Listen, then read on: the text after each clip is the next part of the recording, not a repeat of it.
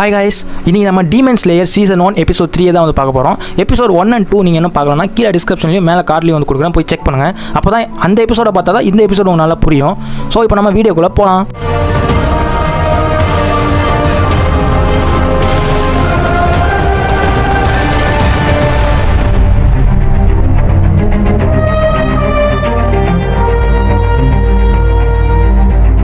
இந்த எபிசோட ஸ்டார்டிங்கில் வந்து பார்த்தீங்கன்னா நம்ம டேஞ்சிரோ டைரி வந்து எழுதிட்டு இருக்கான் என்ன நடந்துச்சு அப்படின்னு.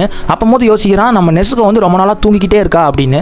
சைடில் நம்ம உரக்கொடைக்கு வந்து வா ட்ரைனிங்கை ஸ்டார்ட் பண்ணலாம் அப்படின்னு கூடவே உரக்கொடைக்கு வாய்ஸ் ஓவரில் ஒரு ஃப்ளாஷ்பேக் வந்து ரன் ஆகுது. டீமன் ஸ்லேயர்ஸ் இவங்க வந்து கவர்மெண்ட்டுக்கு தெரியாமல் ரொம்ப வருஷமாகவே வந்து டீமன்ஸை வந்து அழிச்சிட்டு இருக்கவங்க. இந்த டீமன்ஸை அழிக்கணும்னா இதுக்குன்னு ஒரு வால் ஒன்று தனியாகவே வந்து இருக்கு. அந்த வால் வச்சு தான் நம்ம டீமன்ஸை அழிக்க முடியும். இந்த டீமன்ஸ் வந்து பார்த்தீங்கன்னா சூரிய வெளிச்சப்பட்டுச்சுன்னா அழிஞ்சு போயிடும். இந்த டீமன் ஸ்லேயர் எல்லாருமே வந்து தன்னோட உயிரை பணைய வச்சு தான் டீமன்ஸை வந்து கொல்ற வேலையை பார்த்துட்டு இருக்காங்க. இதில் நானும் ஒரு ட்ரெயினர் தான், என்னைய மாதிரி பல பேர் வந்து இருக்காங்க.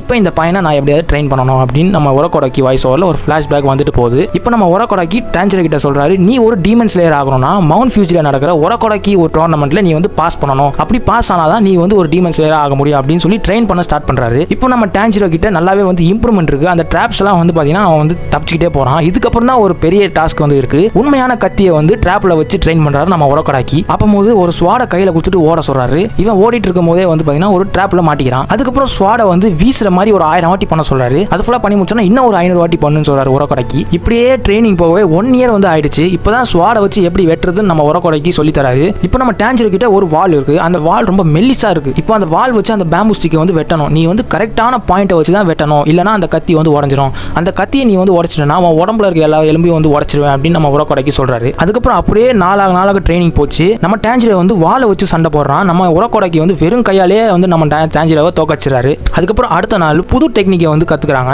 Water breathing technique. இதுல இருக்க 10 ஃபார்மே நான் உனக்கு வந்து கத்து கொடுக்குறேன் அப்படின்னு நம்ம உரக்கொடைக்கு சொல்றாரு. ஷோல்டர் நல்லா கீழே இருக்கு, நல்லா பிரீத்தை உள்ள இல்லு அப்படின்னு சொல்றாரு. தப்பா பண்றேன்னு சொல்லி நெஞ்சிலே ஒன்று வைக்கிறாரு.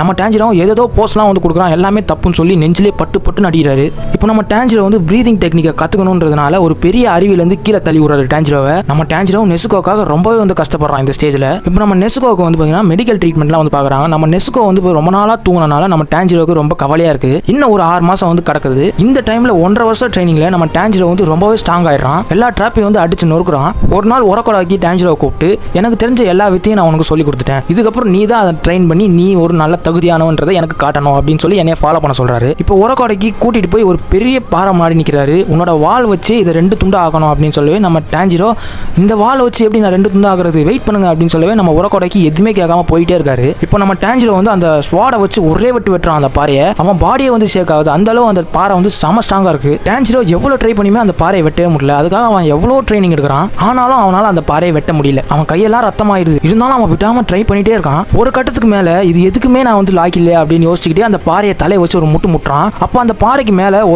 ஒருத்தன் மாஸ்க் போட்டு உட்காந்துட்டு இருக்கான். அவன் வந்து சொல்றான், நீ ரொம்ப வீக்கா இருக்க, தலையை வச்சு முட்டுறதுனால நீ வந்து டீமன்ஸ் ஆயிட முடியாது அப்படின்னு சொல்லி நம்ம டேஞ்சரோவை அட்டாக் பண்றான். அதுக்கு நம்ம டேஞ்சரோ சொல்றான், இப்போ நான் ட்ரைனிங்ல தான் இருக்கேன் அப்படின்னு சொல்றான். இப்போ அந்த மாஸ்க் போட்டுருக்கவன் வா என் கூட சண்டை போடு அப்படின்னு சொல்லி நம்ம டேஞ்சரோ யோசிக்கிறான், நம்ம கிட்ட ஸ்வாட் இல்லையே அப்படின்னு. பரவாயில்ல சும்மா ட்ரை பண்ணு அப்படின்னு. அந்த மாஸ்க் போட்ட பையன் வந்து செம ஸ்பீடா இருக்கான். அதாவது நம்ம டேஞ்சரோ வந்து அந்த மாஸ்க் போட்ட பையனை பார்க்கவும் முடியல, அந்த அளவு ஸ்பீடா இருக்கான். அப்போ ஒரே அடியில நம்ம டேஞ்சரோ படுக்க வச்சிடறான். அப்போ அந்த மாஸ்க் பையன் சொல்றான், நீ வந்து உரக்கொடைக்கு சொல்லி கொடுத்து எதுவுமே வந்து கத்துக்கல அப்படின்னு சொல்லவே நம்ம டேஞ்சரோ வந்து யோசிக்கிறான், உரக்கொடைக்கு இவனுக்கு தெரியுமா அப்படின்னு. அப்போ அந்த மாஸ்க் பையன் சொல்றான், நீ ரொம்பவே வீக்கா இருக்க, நான் அந்த பாறையை வந்து எப்பயோ வெட்டிட்டேன் அப்படின்னு சொல்லவே நம்ம டேஞ்சரோக்கு அப்பதான் ரியலைஸ் ஆகுது, ஓ அப்போ உண்மையாவே அந்த பாறையை வெட்டலாம் போல இருக்கு அப்படின்னு. அதே சமயத்தில் அந்த ஃபைட்ல வந்து நம்ம டேஞ்சரோ தோத்து போயிடறான். இப்போ அந்த மாஸ்க் போட்ட பையன் இன்னொரு பொண்ணை மீட் பண்றான். இந்த பையனை நீயே ஜாக்கிரதையா பாத்துக்கோ அப்படின்னு சொல்றான்.